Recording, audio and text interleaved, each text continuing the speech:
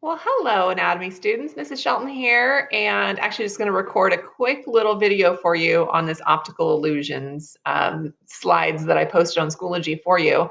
Just kind of walk you through them and explain what you should be seeing or shouldn't see. It's kind of just fun to look at optical illusions, but I recognize that what I posted on Schoology for you didn't really have any explanations because I'm so used to being with you guys and talking you through them all. So it's just kind of fun to take a look because, again, what we see is not always what our brain interprets. And that's what optical illusions really help us to determine. Now, with optical illusions, I'm always just absolutely amazed at the artists who can actually create these. But I mean, we take a look here, and usually our brain is trying to interpret the world around us. And so, here in this particular image, what you're actually seeing, it just depends on what part of the image you look at. If you look at down here, because you first look and just go, oh, okay, people working on a patio. Well, that's what you see down here. It looks like just a garden patio, and here's people standing on it.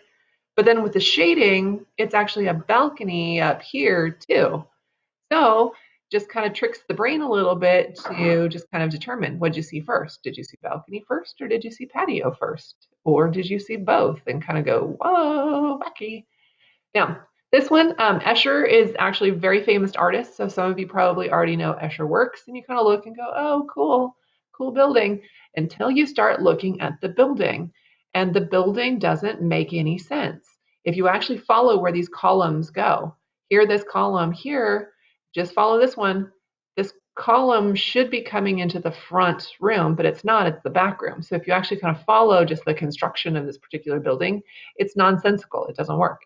So again, just our brain just kind of makes assumptions about what we're seeing. Here's just blown up. Here's like the Escher box. So with this, this is a box that's not possible. But this one of my favorites. How many legs does this elephant have? Just a question. Should be kind of easy to answer it. Um, hmm, does it have legs? Why does it have 5 feet? What? Because look at where the feet are versus where the legs are. So is this a leg? This is a foot. Oh, crazy. But just take a look. So this one you might want to pause because if you can't see both the young woman and the old woman in here, then you're going to need to hit pause and try to figure it out. So let me just show you. So some people can then flip back and forth, and it's completely up to you on whether or not you can. But most people, when they see this, they're either going to see a young woman gazing off into the distance. So this would be her ear, here's her nose, here's her eye, here's her chin, and she's gazing off into the distance. And then this is her hair that's here. Or other people see the profile of an old haggard woman. So with this, it's a profile picture where now this is her eye. This is her big witch-like nose with a wart on it. And then this is her mouth. And then this is her chin down there. So see if you can see both of them, or if you just see one or the other. This one, just kind of an obvious one. Do you see either a chalice or do you see two faces? Most people are kind of unimpressed with this one, but just a great artistry that was written there. This one, I think this one's cute because it's a duck bunny. So it's bunny, it's a duck bunny. So you can just see either way. This one, is this an Easter Island statue or is this an Eskimo looking into a cave? Or I'm sorry, an Inuit looking into a cave where this is then their big coat looking in, or it's an Easter Island statue. Now this one, kind of pixelated here, so it's a little bit difficult to see. So this, you either see like this face with ivy around it, or you actually see this couple underneath this ivy archway that are embracing and holding each other, and you can actually see their faces here. Now this one, I believe that this would actually be torturous if this was wallpaper around your room. Because when you look at this, as you move your eyes back and forth and you follow my cursor, it looks like these wheels are spinning. And they're not spinning, but it's actually how our brain interprets movement is the change in colors and change in shadows. So as you move, you can't help but have your brain pick up these changes in shadows in this motion. So it looks like they're spinning, but they're not. Now, this is where our brain tries to fill in what is missing. So as you look at this particular grid here, with this grid, it looks like there's little flashing dots. So we've got black squares, we've got gray lines, and then we've got these white spots. But as you move your eyes across to different locations, well, some of these white spots, your brain now fills in as being black spots because that's what the majority of this particular picture is black. Here's the same thing, but just with color. So with this purple and this yellow, as you move your eyes across, these spots are going to start flashing purple, but it's really just your brain filling this in with the most dominant color. This one is kind of a little curtain. Again, just kind of showing you that interpretation of motion. As you scan your eyes back and forth, it kind of looks like this is waving a little bit, kind of like a curtain. It's not as exciting as some of the other ones are. This one, however, stare into the middle. Just stare at the middle. Don't take your eyes off of it. And what happens to that darker blue spot as you stare into the middle of it? The darker blue spot goes away.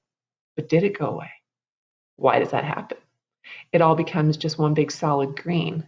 So stare at it. And just when you stare at it, just kind of see. And your brain is going to compensate. It's kind of a combination of retinal fatigue, where actually your brain kind of gets tired of seeing this, but it also then has kind of just now blends it in, kind of like with the dots. It's now just filling in with the more dominant color, since this light blue seems to be not important. Okay, so with this one, this is going to take a little bit of time, but you can do this without me. I'm going to move myself down here into the corner. Now with this, this is our patriotic event of the day.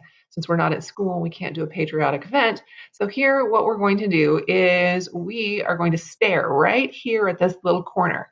So when you stare here at this corner of this ugly colored flag, what we're actually going to be doing and staring there. Now don't look away. You can still blink though. And so stare at that corner while I talk and I explain to you what is happening. So as you stare into this corner here, what is occurring is the photopigments that are in your retina are actually getting tired out. So that gold and that green, and then the rods that are for black and white, well, the green and the gold are getting fatigued. And so the other colors, though, are actually not. And so those are kind of building up additional colors as you just stare at that particular corner. So now what's going to happen is when I switch to just a pure white background, what you should now see as I switch to a pure white background, oh no, I missed it. Woo, but it still should be there. You should actually see the outline of an American flag.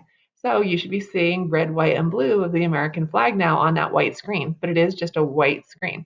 So if you want, you can go back to that slide and you can do it again. It's kind of cool. And then another one when we actually talk about retinal fatigue is actually this one here. So this is just going to be tiring out your rods. And so with this, if you stare at these three dots, same thing, you're actually just going to have fatigue of those photopigments that are actually getting tired. And the other ones are actually building up more photopigments and becoming more sensitive. So after you stare at these dots, you are going to be seeing then a face that appears on this white screen. So anyway, so those are just a few of um, uh, the fun little activities that we would have been doing together, but instead we are separated. But I'm going to end this show here and we're going to say goodbye. And then again, email me with any questions that you guys have regarding the Chapter 10 work. And from there, I'll talk to you guys soon. Miss you guys. Bye.